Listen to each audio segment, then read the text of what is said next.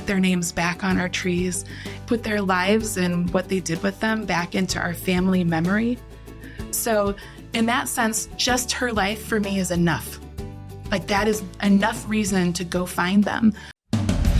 Stories That Live in Us is a podcast that inspires you to form deep connections with your family, past, present, and future.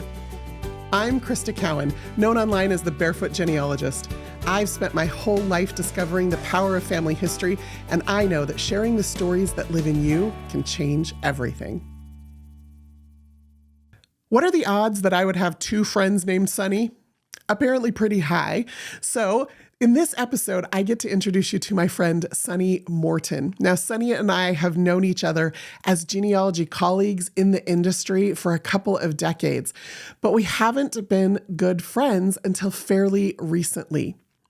She and I were talking at a genealogy gathering a few months ago, and she told me this incredible story about nuns. Yes, I said nuns. There are stories out there that are connected to us in ways that might surprise us. And this story surprised me, not only about the connection that she has to this individual, but also the work that she is doing in this entire community to make sure that the stories of these women who do not have descendants of their own are going to be found and told and preserved for generations. So tell me, what got you into family history? Well, I started with history. Honestly, like that for me, that's the most interesting part. I have a degree in history.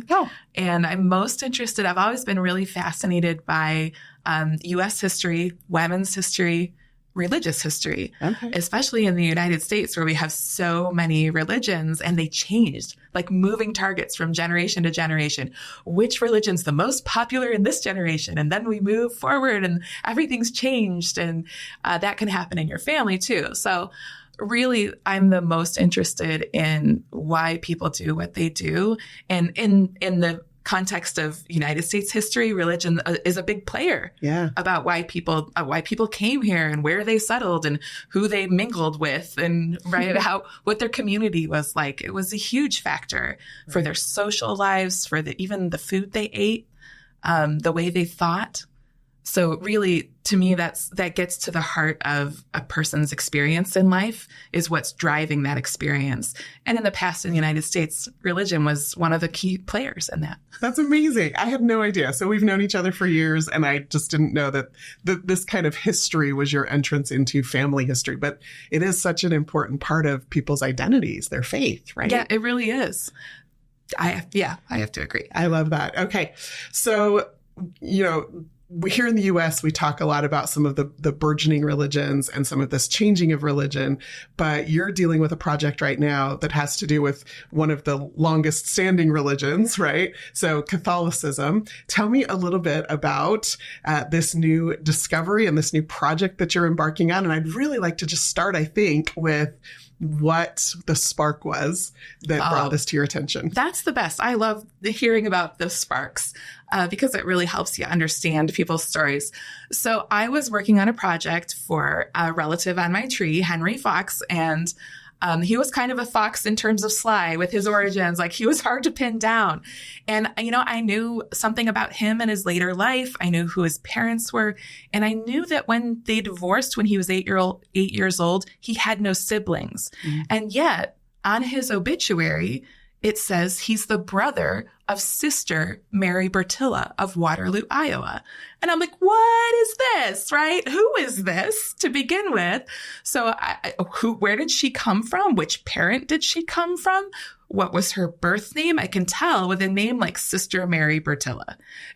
Just the fact that it starts with sister tells me that this is probably, and I know the family was Catholic, so this tells me that this is probably a woman religious, a nun or a sister, right? So I'm thinking, how in the world am I going to find Sister Mary Bertilla of Waterloo, Iowa in 1961?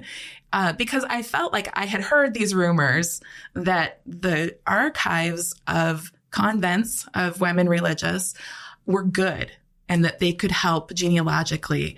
But I hadn't I didn't find any materials on how to find those archives or how to identify the right order or anything else. So I was lost. I'm not going to admit how long it took me to identify Sister Mary Bertilla. So after you finally found the right archive and they finally sent you Sister Mary Bertilla's folder, there's this moment, right? Oh, yes. Tell me about that. Okay. Well, I wasn't sure. I was on archive number 4 or 5 or 6. And so I didn't have real high hopes when I opened it. But like the first line was something like, okay, the files that I've discovered. I'm like, oh, there's stuff, right? And I'm like, okay, how much is it going to cost me? Do I have to send away from it? And so he gives this nice long paragraph and he's like, okay, here's the list of the things I've attached. And so I've suddenly just got all this stuff. And so I start opening it and I was shaking a little bit. I'm like, oh, I found her. This is really her. So I'm reading over the names and then I'm like, okay, but before I get too crazy with this, it's possible there could be another Sister Mary Bertilla. So I'm looking through her biography card and it lists her mom's name. Well, so her mom's name is Mary, right? So any mom's name could be Mary, especially a Catholic nuns, right? But it was Mary Eierman, Eirrrman, a really uncommon surname. Yeah. And I was like, gotcha. I've gotcha. So from that point on, I was especially excited to read things.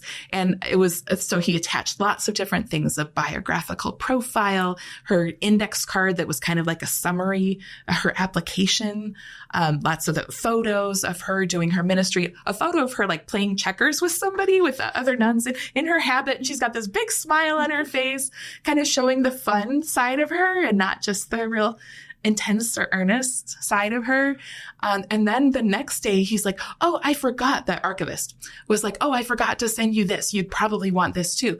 So he kept me in mind and my question in mind, because maybe I was a little enthusiastic when I wrote back about how he really like solved every problem in the world for me and how much I was so grateful. So he did respond to that by sending me even more things and later letting me find a history of the community itself. And so as I thought of more questions to ask, he was so willing to follow up. And so kind of what was the process of, like you said, you went to 4 or 5 different places. Like, how did you decide which ones to go to? Or was there a method to that? So I started with her obituary, which somebody had posted on Find a Grave. Wow. Which was fantastic because that linked her birth name with her religious name. That talked more about her childhood in the orphanage. So on several key points, I could identify the right person. So that's the first thing that obituary did. But the next thing the obituary did was say that she started out in a Franciscan order in St. Louis. Okay. And it said something about St. Anthony's Mother House. And so I thought I knew. Right. I thought I knew where to go. And so I very confidently turned to what sounded like a St. Anthony's / Franciscan / St. Louis congregation. And I was wrong. And actually, it was a men's congregation. Oh, so, yeah, nope. If I remember right. And so they very kindly said, well, if based on these details, we think it's probably this one. And so they sent me to the next one. And then based on the details that you're telling me. And so one thing I learned is that these archivists are really, really smart. And so even though most of the time when we request records from a place, we give them as little information as possible to identify the right person. In this case, the more clues I could give them, the better. Right. So it helped. So I would attach the link to the Find a Grave memorial. I would say everything I knew about her. And that really helped because I added a little bit more each time and I got a little closer each time. And I think it was like the 4th or 5th time that I finally got to the right archivist. That moment you had when you opened that email and found the records that this archivist had sent you for Sister Mary Bertilla, that spark of such excitement, you then found out that those kinds of records exist, not just for her, but for how many of these 350,000 women? Well, I certainly wanted to know, that's for sure. So it was this moment of discovery and like, is this like a common thing? Is this available for other sisters out there? how many other sisters? And so it started me down this path of what's in your archive and what's in your archive. And do you have this stuff too? And how many of these women? And it took me forever to find that number, that 350,000 number even to characterize who this entire historical population was. But yes, that moment of realization that it's not just for her, it's for all these other unknown women out there. I bet there's this kind of trove for them too. Yeah. Wow. That's amazing. So as you have learned more about Sister Mary Bertilla, it sounds like you've been able to put together this really beautiful concept of her life that fills in your family history story. But in the process of finding her, you have found this treasure trove of information that exists for these women that a lot of people probably aren't looking for because of their religious affiliation, they don't have children. Right. And so nobody's climbing a family tree looking for them. And so tell me what's kind of next for you or what you're doing with this information, because it's a lot. It is a lot. And honestly, after getting all this information from the archive, I was like, wait, what? Is this an exception? Or is this the rule? If I were to go to other archives, if I were to try to research other women, would it be this rich or is this rare? So I started asking those questions, Krista, and that's really where it's taken me, is to start to visit lots of different archives from different traditions. So the Dominicans, the Benedictines, the Ursulines, Congregation of St. Joseph, Sisters of Charity, starting to visit all these different archives and say, what do you have that you will share with others? They'll have confidential things, but what do you have that if a genealogist or a local historian or a parish historian were interested in telling this woman's story or this community story, what do you have that could help? And they've been so generous in opening their records to me insofar as it's appropriate, right? Because they have their rules for access and confidentiality. So I'm learning about those rules as they vary from archive to archive. But I do find this really rich treasure trove. And what it's telling me is that we need a roadmap. We need to know as researchers how to get to them. And, you acknowledge that maybe these aren't our highest priority on our tree because it's not in our direct line. If she remained a nun, she didn't have any offspring. So this is going to be our great aunt or our great great aunt or someone else on our family tree. But, we talk about collateral research all the time, don't we? So I'll start with the woman herself. As the more I learn about these communities, the more I admire and respect what these invisible 350,000 women have built in the United States over time. I told you I was interested in religious history and women's history and U.S. history, and yet I had never heard that basically the part of the social infrastructure and humanitarian infrastructure of our country after about the 1850s was built by these sisters in their poverty, devoting their entire lives to this. Yeah. And it's so admirable. And it's a way of life that is declining, that's disappearing. So I think those women are worth remembering for just themselves. Yeah. And somebody needs to remember them. And if you're the great nephew or the great aunt or great niece or whoever you are to them, and you can find them, you're doing everyone a service to remember them, put their names back on our trees, put their lives and what they did with them back into our family memory. So in that sense, just her life for me is enough. That is enough reason to go find them. But then all the collateral stuff that you find. So I've seen personnel files that have all of the family photos that were mailed to that sister during her lifetime that descendants had never seen. And they're all just sitting there. They're all just sitting there. Mass cards, obituaries, news clippings, letters from the family, probate papers, her naturalization papers. Also, just kind of looking at these and saying, what? And not just for her, but for her next of kin. So you're really getting this sort of mini treasure trove of family history in these personnel files. I'm not going to promise it's in every one of them. Sure. That was preserved by the order. But, when she died, everything she had, which wasn't much, went back to her order. Right. So many questions. Okay, let's start with this one. First of all, let me just reiterate what you just said, because I think one of the things that resonates so much with people, especially new people to family history, is photos. And the fact that there are photos that might exist, that there's a chance that the photo of my great-grandfather as a child with her as his sister, like that she may have that in her possession and have had that and carried that with her through her life. I think that's beautiful. But the fact that those have been hidden away and are just now coming to light is really exciting. It is exciting, but hidden away really is, they're still hidden away. A lot of these archives, they're little and they're not, super funded. A top priority of the nuns and sisters is not remembering their own legacy. Right. It's taking care of others, or it's their ministry of prayer, or whatever their mission is. And they're modest. They don't necessarily put much into doing that. But that said, they do have archives. They may have been run for many years by volunteered retired sisters, but many of them have transitioned to lay archivists or professional archivists outside the church. And so they're being run in a little bit more professional manner. But there's not finding aids online, Krista. The website for the order probably has a link to the archive and will tell you some basic information, give you the contact information you need, but it's not going to detail all the collections they have. It's not, there's no index. This stuff isn't digitized.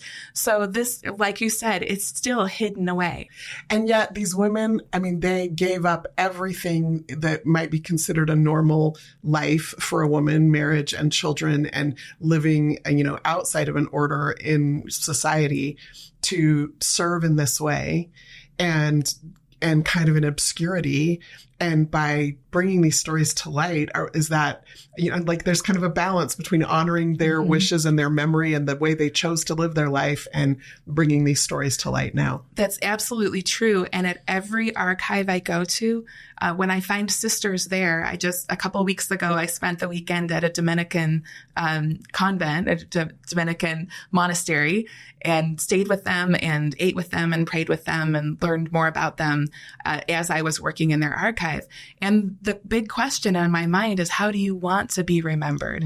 If you don't want your names and dates and good acts splashed all over the internet, I want to be respectful in terms of how we remember them. And that, I think, is going to vary by community, Krista. There are still some communities that are contemplative and cloistered, meaning they don't have much interaction with the outside world, and they don't even maintain an archive. And I started writing to a few of those, and I have gotten one response back from a Poor Clare's group that was so polite: "We don't have an archive. God bless you, go away."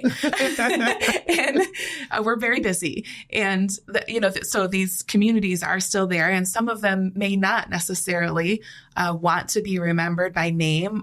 But I do believe in most cases, when I talk to the women, while it's not about them, they do want their legacy out there.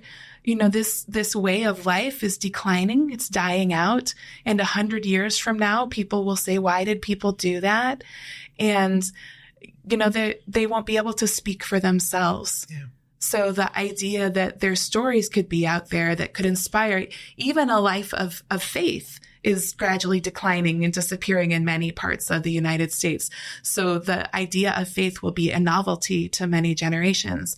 And as I put that idea out there, the sisters do say, we do want that legacy, that witness of why we did and what we did. We do want that to be remembered. Yeah. You mentioned the decline and the closing of some of these orders. Mm-hmm. So what happens to those archives when an order closes? They're in crisis, Krista. So there was a study done recently that's something like 60% of those archives will need to find a new permanent home in the next 10 years. Oh, wow. So they are moving targets. And I'm worried about the records being lost or being buried somewhere where they're not cataloged and that we couldn't find them. Most of them, their top priority is to send them to another archive of the same stripe, so to speak. So another Dominican archive or another Franciscan archive. And there is a collaborative archive up at Boston College that's begun collecting lots of orders archives. And there's one in Cleveland where I live that will open in a couple of years that's collecting materials from Ohio and in the regions around there. So that is one solution that's coming up. But I am afraid that some of their stories and records will just be lost in transition when they're no longer there to speak for and care for their own collections.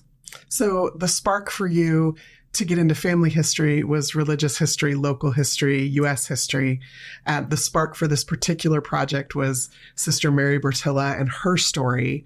And what I'm hearing maybe now is that there's a little bit of a spark for another project for you, right?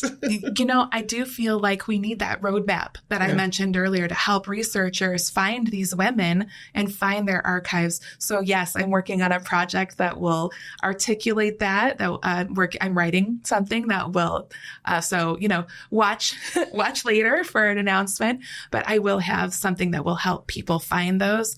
And I'm also doing what I can to respectfully get the word out to people in my community and to others who might care about their legacy and their records and who can help and how can they help the sisters themselves in their archives, who can support that. Yeah. So getting the word out is not just about genealogy, it's about the preservation of their history. Yeah, I love that so much. I love this idea that there's this information available, but that there are stories, 350,000 of them, 350,000 unique stories of women who served in their communities, founded in faith, and, probably didn't do it any more perfectly than any of us do anything else in our lives, but did it earnestly. And now we have this opportunity to find those stories and to share those stories. And if those stories come from our own families, I think, that the drive to seek them out is probably a little bit more. But I love that, you're seeking those stories out, even if they're not all directly connected to you, and trying to figure out how to preserve them. I think that's important. They're not connected with me. And many times the sisters are asking, why are you doing this? Right. And I think that what you just said is right. I am so inspired by the lives that they lived and the examples that they had. And I'm so aware also that this is a dying way of life, and that it's an invisible population that deserves to be remembered. It's kind of like in my head, they've sort of fallen off our family trees. They're listed there with their birth names and their birth dates and places, and maybe they appear in a census or two, and then they're just gone. And I would love to see some closure and some story attached to their profiles in our family tree. But I also feel like their real story would be better told in their own database of 350,000, where they're connected to each other in community with the women with whom they spent their lives and with whom they shared a common cause. So I guess if you had to ask me, what would I wish for? I would wish for that kind of database for them, owned and managed and controlled by them with the information they care to share, so that they could have their legacy remembered as an entire community, and not just individually or even just individual orders, but as a whole. What did these sisters, who were they, and what did they give us? Well, I think that's actually a really beautiful place to kind of bring us right back to Sister Mary Bertilla and her story. So one of the things that you shared with me was the obituary that was written for her. And in the work that you and I do, we read a lot of obituaries. Yes. I sometimes sit and read them like bedtime stories because you get this snapshot of someone's life. And usually those obituaries are written by a family member. I wrote an obituary for my aunt, and I remember thinking, she also had no children. She was not religious, but I wanted people to read that obituary and know who she was. Yes. And have a sense of her. And that was so important to me, not just to do like a travelogue of her life, but to really infuse some character into it. And I have to say that when I read Sister Mary Bertilla's obituary, I got that same sense. And it was written by a woman who served with her. Yes. And I loved that. There was a line, and I'm going to quote it because it was so impactful to me. She actually wrote it almost like a story. And she wrote it about like walking out and hearing the birds, and then moved into the life of Sister Mary Bertilla. And she said, and then I heard a meadowlark sing. And it was just so lovely to think that she equated the work that Sister Mary Bertilla had done and connected it with that beautiful thing in nature that she was experiencing on the morning she heard she died. I don't know if you had the same experience. You're so much closer to it, but being an outsider reading that was super impactful to me. It was impactful to me also. And I love what you said about, our obituaries are often the last word. And somebody else gets to say the last word about us, right? Unless we take control and write our own obituaries and someone's willing to run them, right? So that last word, I think it can be really powerful or it can be really weak depending on who and how and the circumstances. And you're right. Her last word was really powerful because it was written by somebody who got her, someone who understood the life that she had and why she chose it and what she did and what she gave up to do it. Yeah. I guess that's all any of us can hope for at the end, huh? Yeah, maybe I should start looking around for a person who could write mine. Well, not yet. You have a lot of work to do still. I do. Sunny, thank you so much for being here, for telling me this story, for helping us all see the information about this record and these women and what's possible. I'm excited to follow along as you continue to make these records more accessible and available and more information about them for people. Thanks for having me and thanks for letting me tell this story.